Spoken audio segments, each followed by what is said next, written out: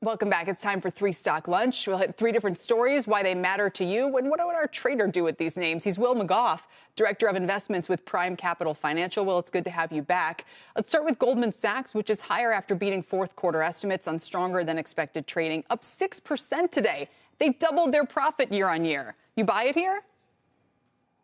Hey, Kelly, thanks for having me on. As you just mentioned, they crushed earnings, beat by $3.60 up to $11.95. Revenues were up 22%, beating by over almost $1.5 billion. You just nailed one of my talking points. They doubled last year from 300 to 600. Strong technical pattern, up 5% today. I like diversified financials, and Goldman Sachs, no pun intended, is the gold standard with investment banking. They're one of the most tech-forward investment banks in the world. With higher rates, they get higher net margin interest. They can be smarter with their balance sheet. But I do have concerns here, kind of what I would say peak economy, about what's going to happen going forward. And given the run up and given the success, I would just be a holder here. So I wouldn't necessarily buy or sell. I'd be happy owning it and watching for it to go higher here, most likely, but not initiating new money.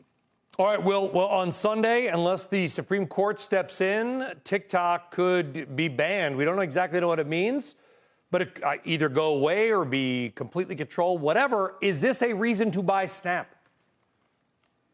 So TikTok is all the rage. I'm a teen girl dad, guilty of watching reels and social media myself. Consumers probably not going to be happy with TikTok potentially going away or dying a slow death. The one problem here with their stock is that Meta is more profitable and less expensive. So being less profitable and more expensive than Meta is a problem for Snap. I do have a concern with it going from $65 down to $12. So I think if you've been an investor in Snap this whole time, it's a tough call. I think you wait and see what happens, with TikTok here. But otherwise, it's sell. Clearly, it's sell because Meta is the better company here. The one thing I would just kind of throw out there as a curveball, and it could be an X factor, is watch Elon here. You never know what he's up to. Could we see him come in and swoop up Snap or TikTok at the last minute and save the social media world? Who knows? But that's just kind of like the one little swan I'm looking for in this space. All right, Will, in the quick final couple seconds we have, what about Trade Desk?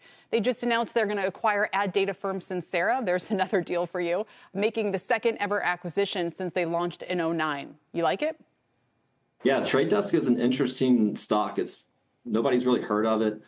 They put together advertising campaigns for folks that don't want to go to local TV and radio and or Google. They have solid analytics, but the acquisition of Sincera massively increases their analytical capability, which helps them fend off Google at a $60 billion market cap, 80% gross margins, 20% revenue growth. We liked it before Sincera. Sincera is kind of like a cherry on top, speaking of red dyes from earlier. So I would be a buyer here of the Trade Desk. Right. And again, I'll keep watch of things. Could they be a potential suitor for Google one day? Who knows? So it's probably a long way away, but we'll have to watch and see. If that kind of M&A picks up. Will, thanks. Appreciate it.